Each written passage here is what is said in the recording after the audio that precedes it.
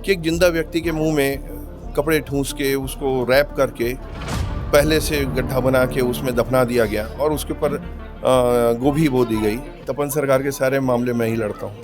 जी, उनके बारे में कुछ बताइए। आपने सारे मामले लड़े हैं तो उनके बारे में कुछ बताइए। देख रहे हैं उसका सबसे ज़्यादा दुरुपयोग अगर हो रहा है तो पॉक्सो अधिनियम का हो रहा है, अच्छा सिवाय एक मामले के महादेव महार हत्याकांड के मामले के अलावा। जी।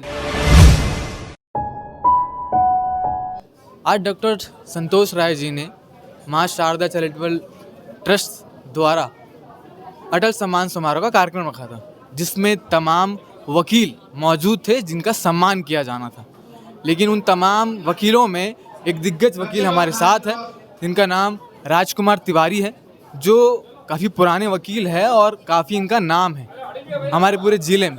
आज हम इनसे क्रिमिनल चीज़ों पे बात करेंगे, जो क्राइम रेशियो हो गया या फिर हमारे ज़िले में क्राइम कैसा रहा। आप क्राइम वकील हैं, क्राइम एडवोकेट है, आपके हिसाब से हमारे शहर में अभी क्राइम रेशियो कैसा है और क्या उस पर चर्चे चलते रहते हैं? देखिए, अभी जो क्राइम रेट है, कई बार ये होता है कि वास्तव में जिनने अपराध किया है उनके ऊपर प्रकरण दर्ज होते हैं, पर कई बार ऐसा होता है कि कुछ कानून ऐसे हैं जिसमें शिकायतकर्ता की बातों को ही मान के अपराध दर्ज कर लिया जाता है। तो ऐसे कई झूठे अपराध होते हैं जो मोस्टली होते हैं कि महिलाओं संबंधी अपराधों में होते हैं।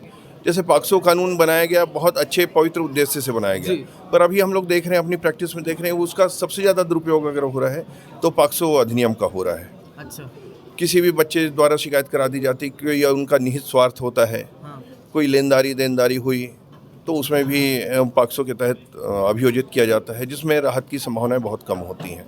तो इस तरीके से अपराध तो हो रहे हैं, और जब समाज है, बहुत सारे लोग हैं, अलग जगहों के लोग हैं, तो अपराध तो कभी बंद नहीं हो सकते, अपराध तो होते रहेंगे। पर क्या वास्तव में उतने अपराध हो रहे हैं जितने दर्शित हो रहे हैं, ये देखा जाना है। सर आप कितने समय से लगभग वकालत कर रहे हैं? मैं वर्ष 1990 से अधिवक्ता के रूप में कार्य कर रहा हूँ। तो इतने सालों में आप दुर्ग जिलों को देख रहे हैं, भिलाई शहर को देख रहे हैं, तो आपके जहन में कोई ऐसा केस जो रह गया हो कि ऐसा केस आपने कभी नहीं देखा था, जो किसी को बताने में आपको लगता है कि हाँ ये बहुत अलग केस रहा?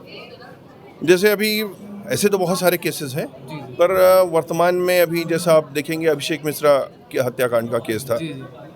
वो इतना क्रूर था और जघन्य अपराध था कि एक जिंदा व्यक्ति के मुंह में कपड़े ठूंस के उसको रैप करके पहले से गड्ढा बना के उसमें दफना दिया गया और उसके ऊपर गोभी बो दी गई। और 45 दिनों तक जिनने अपराध किया था वो बड़े आराम से, सुकून से अपना पारिवारिक जीवन व्यतीत कर रहे थे।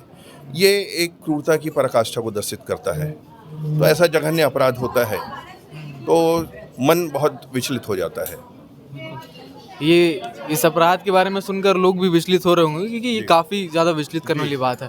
अच्छा, आपने कोई ऐसा केस लड़ा जो दुर्ग जिले में सबसे बड़ा केस रहा आपके लिए? कोई ऐसा अपराध, कोई ऐसा गुंडा, कोई ऐसा शख्स जो काफ़ी बड़ा रहा जिसका केस आपने लड़ा हो? ऐसे तो कई सारे बड़े कोई एक अपराधी बताइए मामले, जो आपको काफ़ी लगता है। मैं कैसे बताऊं। जैसे अभिषेक मिश्रा के मामले में मैंने अभिषेक मिश्रा की तरफ से, मतलब आईपी मिश्रा सर की तरफ से पैरवी की थी, सजा दिलाने के लिए उसमें किया था। तो मुझे भी अच्छा लगा कि एक पवित्र काम में मैं अपनी सहभागिता दे रहा हूँ। और आपराधिक प्रकरणों में तो बहुत सारे हैं, बहुत बड़े बड़े अपराधियों के केस मैंने लिए हैं। कोई एक बड़ा अपराधी सर जिसे आप जानते हो बता दें।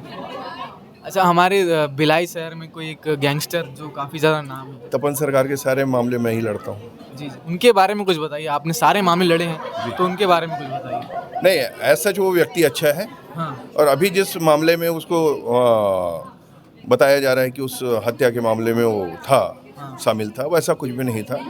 उस व्यक्ति का दूर दूर तक उस संबंध में कोई वास्ता नहीं था। इस संबंध में जैसे ही ये समाचार प्रकाशित हुआ था, हमने एक लीगल नोटिस भी समाचार पत्रों को प्रेषित की थी कि इस मामले से इसका कोई लेना देना नहीं है। न तो मृतक को वो जानता था, न आरोपी को जानता था। तो बहुत सारी चीज़ें होती हैं, किसी भी अपराध के पीछे बहुत सारी पृष्ठभूमि होती है। वास्तव में अपराध हुआ या किस तरीके से उनको संयोजित किया जाता है, ये बहुत सारी चीज़ें हैं जो मैटर सब जुडिस है, इसलिए मैं उसके बारे में ज़्यादा नहीं बोलना चाहूँगा। तपन सरकार का जिक्र किया आपने, तो तपन सरकार जुड़े कई मामले आपने फेस किए, उसका केस लड़ा, तो उनका जो व्यक्तित्व आपने बोला कि काफ़ी अच्छा है, लेकिन लोगों के बीच में उनका एक भय बना हुआ है कि तपन सरकार भिलाई का गैंगस्टर अब देखिए, किसी व्यक्ति के विरुद्ध एक से अधिक अपराध पंजीबद्ध होते हैं तो एक विपरीत धारणा बनती है लोगों के मन में।